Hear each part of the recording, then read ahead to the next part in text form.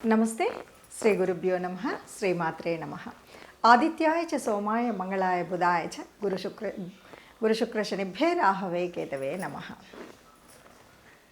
మనం ప్రతినిత్యం కూడా ప్రకృతిలో బతుకుతున్నటువంటి ప్రతి జీవరాశికి ఖగోళంలో ఉన్నటువంటి ఆ గ్రహాల ప్రభావం అనేటువంటిది పడుతుంది. అయితే ఇది మారుతూ ఉన్నప్పుడు ప్రతినిత్యం కూడా గోచార రీత్యా గోచార ఫలాలు చెప్పుకోవడం ఒకటి. ఇది కాకుండా మనకి ఈ గ్రహాల మార్పు అనేక రకాలుగా ఉంటాయి. ఒక్కొక్కసారి కొన్ని గ్రహాలు వెనక్కి వెళ్ళడం అంటే వక్రగతి అంటాం. ఈ వక్రగతి దగ్గరికి వచ్చేసరికి వాటి వల్ల ఫలితాలు మారుతూ ఉంటాయి. అలా ఈ వక్రగతిగా వెళ్ళడము అనేటువంటివి ఎలా ఉంటుంది అంటే, నిజం చెప్పాలంటే మనకున్న గ్రహాల్లో సూర్యచంద్రులు ఇద్దరికీ అసలు వక్రగతి ఎప్పుడూ ఉండదు. రాహుకేతువుల్ని కనుక తీసుకున్నట్టయితే ఎప్పుడూ వక్రగతిలోనే ఉంటారు. ఇక మిగతా గ్రహాలు ఏవైతే ఉన్నాయో అవి అప్పుడప్పుడు వక్రగతిలోకి వెళుతూ ఉంటాయి. అవి మనం పుట్టినప్పుడు వక్రగతిలో ఉండొచ్చు, లేదా ఇలా మధ్యలో వక్రగతి వస్తూ ఉండొచ్చు. అలా వక్రగతి వచ్చినప్పుడు ఫలితాలు విభిన్నంగా ఉంటాయి. అలా ఆలోచించినప్పుడు మనకు ప్రస్తుతం శని వక్రగతిలో నడుస్తుంది.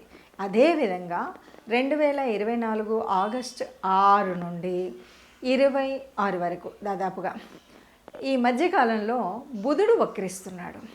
సరే, అన్ని గ్రహాలు వక్రిస్తున్నాయి అన్నారు కదా.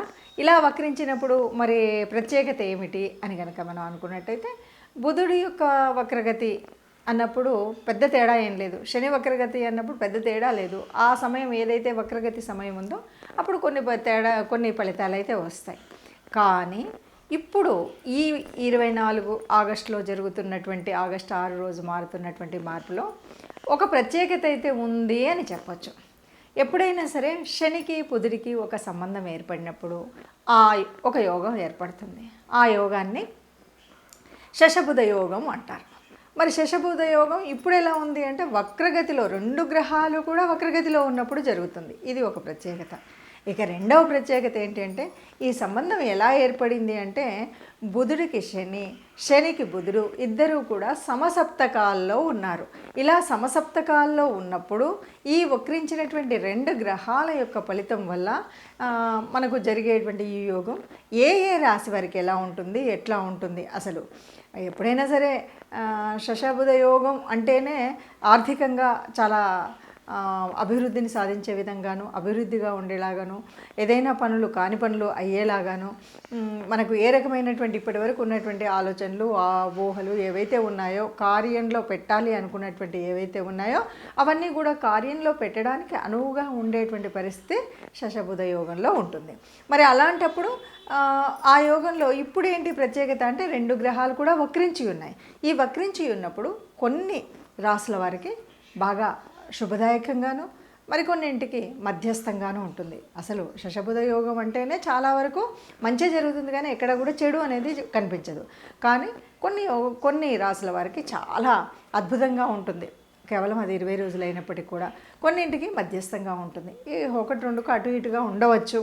అయినప్పటికీ ఈ యోగం మరి దీని ఫలితాలు ఎలా ఉంటాయి, ఏ రాశి వారికి ఎలా ఉంటాయో ఒక్కొక్కటిగా చూద్దాం. తదుపరి వృషభ రాశి.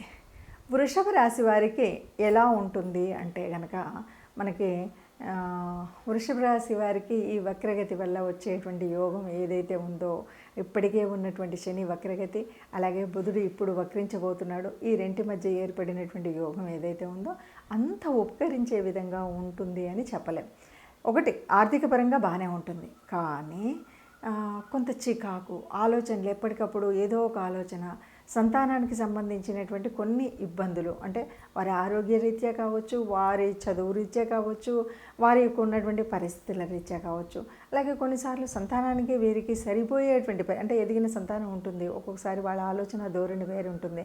ఇలాంటప్పుడు కూడా మనం చెప్పే విధంగా అనుగుణంగా ఇది బాగుందిలే అనేటువంటిగా ఉండకూడదు. ఏదో ఒక రకమైనటువంటి భయం, ఒక ఆందోళన, ఒక చికాకు, నేనేమో చేయలేకపోతున్నాను అనేటువంటి ఒక మానసిక స్థితి, ఇలాంటివన్నీ కలగాపులకంగా ఉండేటువంటి పరిస్థితి అయితే ఈ రాశి వారికి ఉంటుంది.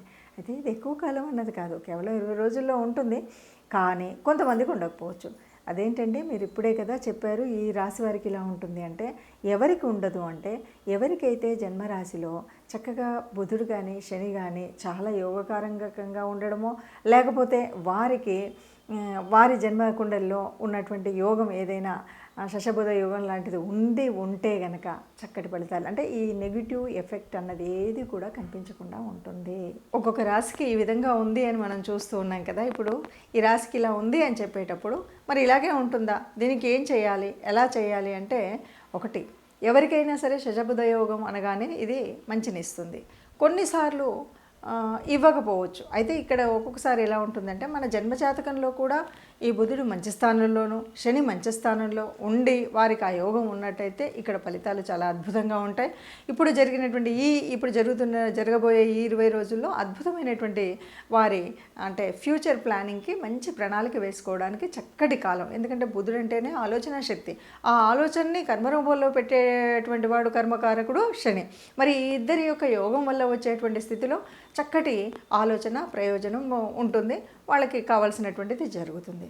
కానీ అలా అందరికీ ఉంటుందా అంటే, అందరికీ మరి పుట్టుకతో ఆ యోగం ఉండకపోవచ్చు. మరి లేని వాళ్ళు ఇప్పుడు ఈ గ్రహరీత్యా జరుగుతున్నటువంటి మార్పుల వల్ల వచ్చినటువంటి ఈ యోగాన్ని వడిసిపెట్టేటువంటి ప్రయత్నం అయితే చేయాలి. ఎలా చేయాలి, ఏం చేయాలి అంటే, అందరికీ ఈ యోగం యొక్క ఫలితం అయితే ఉంటుంది.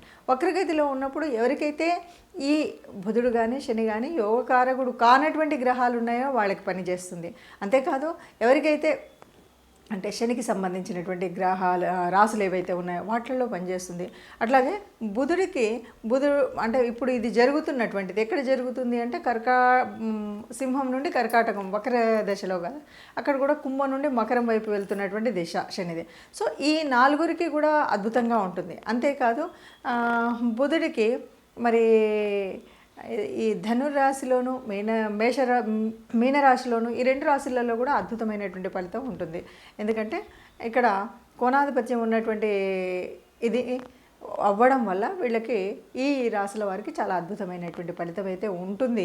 మరి వీళ్ళు కాకుండా మిగతా వాళ్ళకి అందరికీ ఎలా ఉంటుంది అని మనం చెప్పుకున్నాం కాబట్టి, దీనికి తప్పనిసరిగా మనకి ఏం కావాలి, ఒకవేళ అలా ఉన్నా మనకి మంచి రెమెడీ కావాలి. అంటే ఒకవేళ ఈ 20 రోజులలో మనం చేయాల్సినటువంటి పని ఏముంది, ఏ రకంగా చేస్తే ఈ వచ్చినటువంటి యోగం మన జీవితంలో కూడా కొంత సత్ఫలితాన్ని ఇచ్చి మంచి ఆలోచన పద్ధతిని ఇచ్చేటువంటి పరిస్థితి ఉంటుంది అని కనుక ఆలోచించినట్టయితే, బుధుడు అంటే ఈ బుధవారము రోజైనా బుధుడికి సంబంధించిన ఏదైనా సరే విష్ణుమూర్తికి సంబంధించినటువంటి ఆరాధన చేసినప్పుడు తప్పనిసరిగా ఏదైనా మనకు అనుకూలం కానటువంటి పరిస్థితి ఉన్నది అనుకూలంగా మారగలుగుతుంది.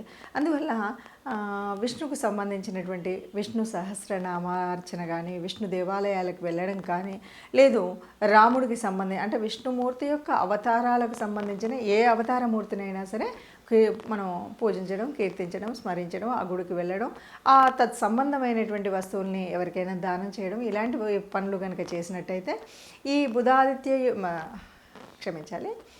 శశబుధ యోగంలో జరగబోయేటువంటి మనకు మంచి జరగడానికి కావాల్సినటువంటి శక్తి, ముందుగా కావాల్సినటువంటి ఆ ఉత్పత్తి సమయం ఏదైతే ఉందో అది జరుగుతుంది అని చెప్పొచ్చు.